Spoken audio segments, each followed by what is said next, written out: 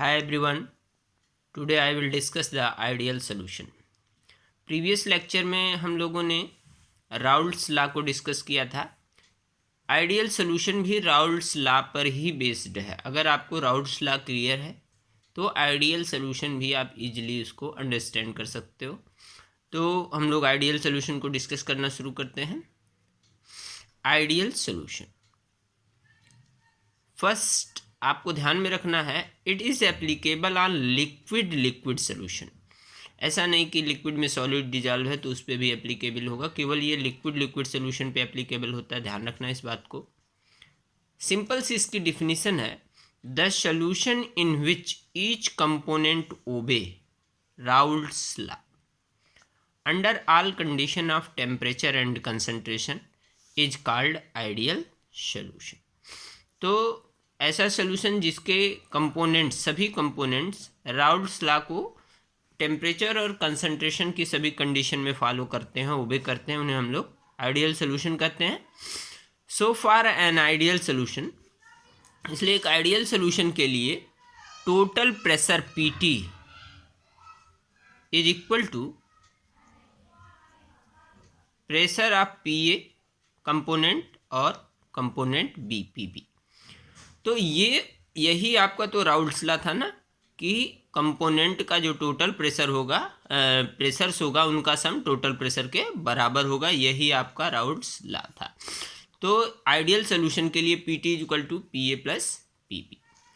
इसके P A और P B क्या है? कंपोनेंट ए है और कंपोनेंट बी है। दूसरी इंपॉर्टेंट बात जो अपने को ध्यान में रखनी है आइडियल सोल्यूशन के लिए, कोहेसिव फोर्सेस बिटवीन ए यानी कि कंपोनेंट ए के बीच में जो कोहेसिव फोर्स है और B B must be equal to or identical cohesive force between A B. यानी कि ए और बी को जब आप मिक्स करेंगे तो ए के बीच का जो इंटरेक्शन फोर्स है और बी के बीच का जो इंटरेक्शन फोर्स है, तो मिक्स करने पर ए बी के बीच का जो इंटरेक्शन फोर्स है उसके एकदम इक्वल होना चाहिए, आइडेंटिकल होना चाहिए। तो ये दो कंडीशन आपको हमेशा ध्यान में रखनी है, किसके लिए? आइडियल सोल्यूशन के लिए। अब हमको देखना, ये इंपॉर्टेंट टॉपिक है, कैरेक्टरिस्टिक्स ऑफ आइडियल सोल्यूशन। क्या कैरेक्टरिस्टिक्स होती है?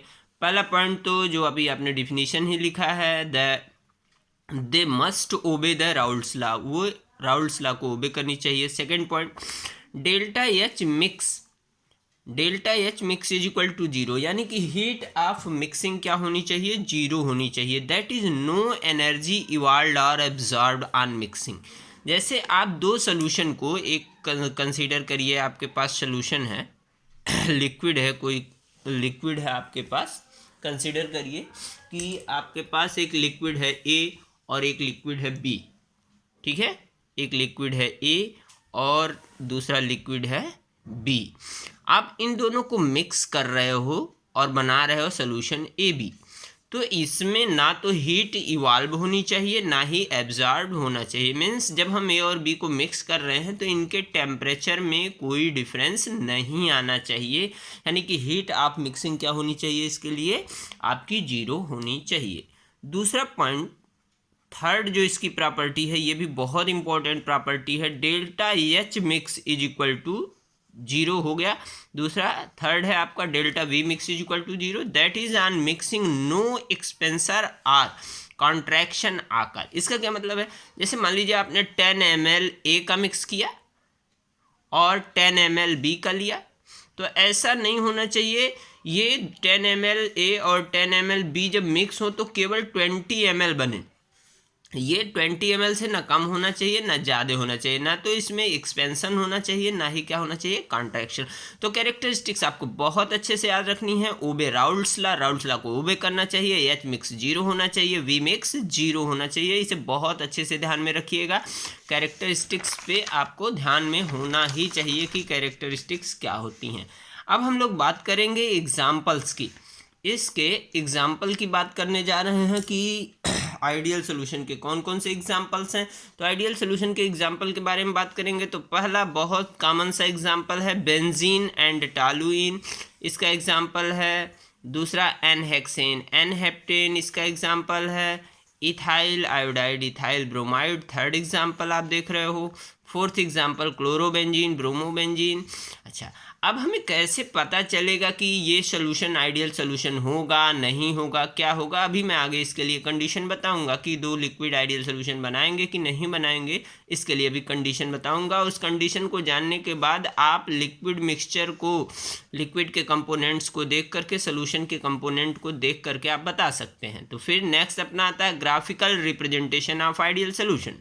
तो ग्राफिकल रिप्रेजेंटेशन में बहुत सिंपल सी एकदम बात है कि अपने को ग्राफ ड्रा करना होगा, और वही ग्राफ जो राउल्ट्स लॉ को फॉलो करता है। सिमिलरली जैसे वेपर प्रेशर ये आपकी हो गई, और ये आपका मोल फ्रैक्शन हो गया, यहाँ पर ए कंपोनेंट फुल में है और यहाँ पर B component mole fraction full में है, और आप इसे सीधे ड्रा करोगे तो ये देखो राउल्ट्स लॉ को फॉलो करता हुआ एकदम सिंपल सा ग्राफ आपको मिल जाता है।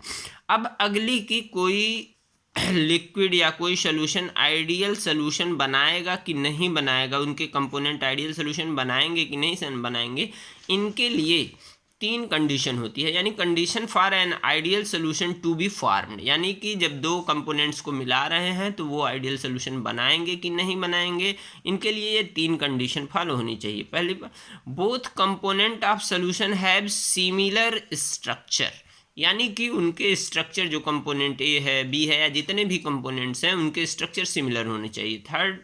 सेकेंड पॉइंट अपना ध्यान में रखना है, both have similar molecular size, यानी कि जो उनके कंपोनेंट्स हैं उनकी मॉलिक्यूलर साइज भी लगभग सिमिलर होनी चाहिए। और थर्ड अपना आता है, both have identical inter molecular force, उनके बीच का जो कोहेसिव फोर्स है वो भी आइडेंटिकल होना चाहिए।